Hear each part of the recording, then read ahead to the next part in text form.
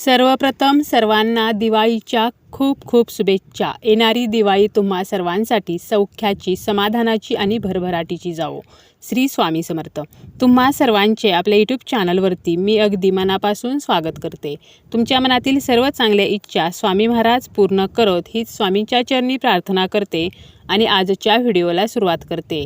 आजच्या व्हिडिओमध्ये आपण पाहणार आहोत ते म्हणजे दिवाळीमध्ये लक्ष्मीपूजन का करतात, लक्ष्मीपूजन कसे करावे, त्याचप्रमाणे लक्ष्मीपूजन करताना काही नियम अवश्य पाळावेत तरच आपल्याला लक्ष्मीपूजनाचे संपूर्ण फळ मिळेल। ही संपूर्ण माहिती आपण आजच्या या व्हिडिओमध्ये पाहणार आहोत। व्हिडिओला सुरुवात करणे अगोदर तुम्ही जर चॅनलवरती नवीन असाल आणि पहिल्यांदाच माझे व्हिडिओ पाहत असाल तर चॅनलला सबस्क्राईब करा। व्हिडिओतील माहिती आवडली तर व्हिडिओला लाईक करा। दिवाळीत येणाऱ्या लक्ष्मीपूजनाला खूप जास्त महत्त्व आहे। लहान स्तरातील लोकांपासून मोठ्या वर्गातील व्यक्तींपर्यंत सर्व लोक लक्ष्मीपूजन करत असतात। लक्ष्मीचा वास आपल्या घरात कायम राहावा म्हणून हे लक्ष्मीपूजन केले जाते। याच दिवशी विष्णूंनी लक्ष्मीसह सर्व देवांना बळीच्या कारागृहातून मुक्त केलं होतं। दिवाळीमध्ये लक्ष्मीपूजनाला विशेष असे महत्त्व आहे। धन आणि समृद्धीची देवी म्हणून माता लक्ष्मीला ओळखले जाते। आपल्या घरामध्ये सुख आणि ऐश्वर्य नांदावे म्हणून हे लक्ष्मीपूजन केले जाते। हे लक्ष्मीपूजन जे आहे तर ते कसे करावे, तर या दिवशी दारामध्ये छान अशी रांगोळी काढावी। त्याचप्रमाणे आपलं जे मुख्य प्रवेशद्वार आहे तर त्याला आंब्याची पाने व झेंडूच्या फुलांचे तोरण लावावे। घरामध्ये सकारात्मकता राहावी म्हणून घरामध्ये गंगाजल शिंपडावे। उंबरठ्याला हळदीचे लेपन करावे। त्यानंतर लक्ष्मीपूजन जे आहे तर ते एका विशिष्ट शुभ मुहूर्तावरती केले जाते। लक्ष्मीपूजन जे आहे तर त्याची मांडणी कशी करावी, लक्ष्मीपूजनासाठी एक पाट किंवा चौरंग घ्यावा, त्यावरती लाल रंगाचे कापड अंतरावे। यानंतर आपल्याला काय करायचं आहे तर त्या पाटावरती आपल्याला मधोमध तांदळाचं अष्टदल कमळ जे आहे तर ते बनवायचं आहे किंवा तुम्ही तांदळाचं स्वस्तिकसुद्धा तयार करू शकता। यानंतर एका बाजूला दिवा जो आहे तर तो प्रज्वलित करायचा आहे, दिव्याची पूजा करायची आहे। त्यानंतर आपण जे तांदूळ ठेवलेले आहेत म्हणजे तांदळाचं अष्टदल कमळ जे तयार केलेलं आहे तर त्यावरती लक्ष्मीची मूर्ती किंवा फोटो जो आहे तर तो ठेवायचा आहे। त्यानंतर आपल्याला त्या देवीच्या उजव्या आणि आपल्या डाव्या बाजूला कलश जो आहे तर तो स्थापन करून घ्यायचा आहे। आपल्याला एक तांब्या घ्यायचा आहे, त्याच्या तोंडाला रक्षासूत्राचा धागा बांधायचा आहे। त्यावरती आपल्याला ओल्या कुंकवानं स्वस्तिक चिन्ह काढायचं आहे। त्या स्वस्तिकच्या दोन्ही बाजूला दोन दोन उभ्या रेषा म्हणजे उभे दंडकसुद्धा काढायचे आहेत। या रेषा काढताना नेहमी खालून वरती तर अशा पद्धतीने काढायच्या आहेत। आणि त्यानंतर आपल्याला हा कलश जो आहे तर तो पाण्याने भरून घ्यायचा आहे। त्यामध्ये हळदी कुंकू, अक्षता, एक फूल, एक सुपारी, एक नाणं टाकायचं आहे। त्यावरती विड्याची किंवा आंब्याची 5 पाने ठेवून त्यावरती नारळ ठेवायचा आहे। तर असा हा कलश जो आहे तर तो तयार करून देवीच्या उजव्या बाजूला आपल्याला थोड्याशा खाली अक्षता ठेवायच्या आहेत आणि त्यावरती हा कलश ठेवायचा आहे। यानंतर आपल्याला गणपती बाप्पा जे आहेत तर त्यांच्या मूर्तीला अभिषेक करून 2 विड्याची पाने ठेवून त्यावरती थोडेसे तांदूळ ठेवून त्यावरती गणपतीची मूर्ती जी आहे तर ती उजव्या बाजूला ठेवायची आहे। आणि यानंतर या गणपतीच्या मूर्तीला हळदी कुंकू, अक्षता, फूल अर्पण करायचं आहे, वस्त्रमाळ अर्पण करायची आहे। त्यानंतर कुबेराची जर मूर्ती असेल तर याच पद्धतीने त्या मूर्तीची सुद्धा पूजा करायची आहे। यानंतर सर्व देवांची मिळून अशी एक सुपारी आपल्याला सुद्धा या पूजेमध्ये ठेवायची आहे। 2 विड्याच्या पानावरती ही सुपारी ठेवून तिची सुद्धा पूजा करायची आहे। तुमच्याकडे श्रीयंत्र असेल तर ते सुद्धा या पूजेमध्ये ठेवायचं आहे।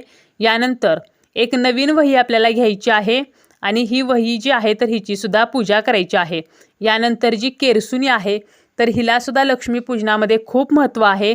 तर केरसुणी सुद्धा आपल्याला एका बाजूला ठेवायची आहे आणि या केरसुणीला सुद्धा हळदी कुंकू, अक्षता, फूल अर्पण करून केरसुणीची पूजा करायची आहे।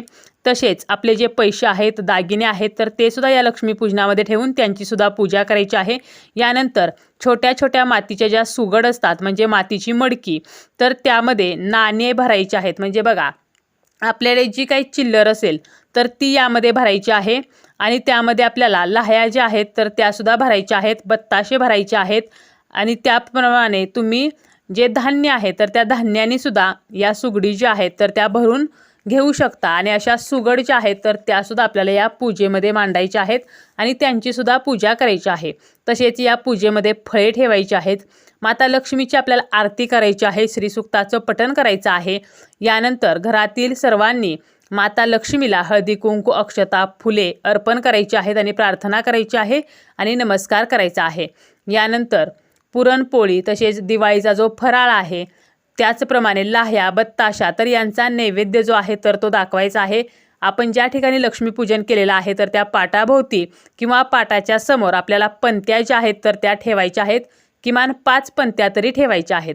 आता लक्ष्मीपूजनाच्या दिवशी माता लक्ष्मीचा नैवेद्य काय असतो, तर तुम्ही फळांमध्ये डाळिंब, श्रीफळ, सीताफळ, शिंगडा तर हे ठेवू शकता.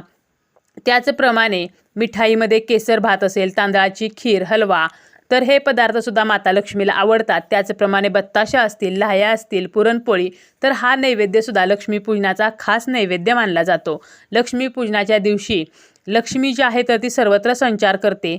लक्ष्मीपूजन करतानाचे काही नियम आहेत. लक्ष्मीपूजन सुरू असताना कोणतेही आर्थिक व्यवहार करू नयेत, यामुळे आपली लक्ष्मी ही आपल्या घरातून निघून जात असते. त्याचप्रमाणे जेव्हा आपण लक्ष्मीपूजन करतो तेव्हा आपल्या घराची दारे, खिडक्या या उघड्या ठेवायच्या आहेत. चुकूनही दारे, खिडक्या या बंद करायच्या नाहीत. त्याचप्रमाणे लक्ष्मीपूजनाच्या संध्याकाळी सुद्धा आपल्याला आपल्या घरामध्ये स्वच्छता ठेवायची आहे. आपल्या खिडक्या, दारे जी आहेत तर ती बंद न करता तशीच ओपन ठेवायची आहेत. लक्ष्मीपूजन जेव्हा आपण करत असतो तर हे पूजन सुरू असताना गाणी लावायची नाहीत, TV लावायचा नाही, इतरांशी गप्पा मारायच्या नाहीत, फोनवरती कोणाशीही बोलायचे नाही. त्याचप्रमाणे चामड्याच्या वस्तू ज्या आहेत तर त्याचा वापर आपल्याला करायचा नाही. चामड्याच्या वस्तू परिधान करून जसं की बेल्ट असेल तर हे लक्ष्मीपूजन जे आहे तर ते चामड्याच्या वस्तू घालून म्हणजे परिधान करून अजिबात करायचं नाही. लक्ष्मीपूजन करताना घरामध्ये कलह, किरकिर, कटकट, वादविवाद, मतभेद तर या गोष्टी असू नयेत. तर घरामध्ये सकारात्मक वातावरण असावे. घरामध्ये जर कलह असेल तर नकारात्मक ऊर्जा जी आहे तर ती वाढीस लागते. त्यामुळे वातावरण आपल्याला सकारात्मक ठेवायचं आहे. करायचं म्हणून कसे तरी घाईने लक्ष्मीपूजन करू नये. तर आपल्याला व्यवस्थित, विधिवत आणि शांततेने, पूर्ण श्रद्धेने हे लक्ष्मीपूजन करायचे आहे. त्याचप्रमाणे लक्ष्मी मातेसमोर अखंड ज्योत तेवत राहील याची आपल्याला काळजी घ्यायची आहे. लक्ष्मीसमोर आपण जो दिवा लावणार आहोत तर तो दिवा स्वच्छ असावा. तो दिवा तुटलेला, फुटलेला किंवा खंडित झालेला नसावा. तर व्यवस्थित आणि स्वच्छ दिवा आपल्याला माता लक्ष्मीसमोर लावायचा आहे. शक्य असेल तर तुपाचा दिवा लावायचा आहे. देवीला आपण जो नैवेद्य दाखवतो तर तो नैवेद्य सात्विक असावा. त्यामध्ये कांदा लसणाचा वापर जो आहे तर तो आपल्याला करायचा नाही.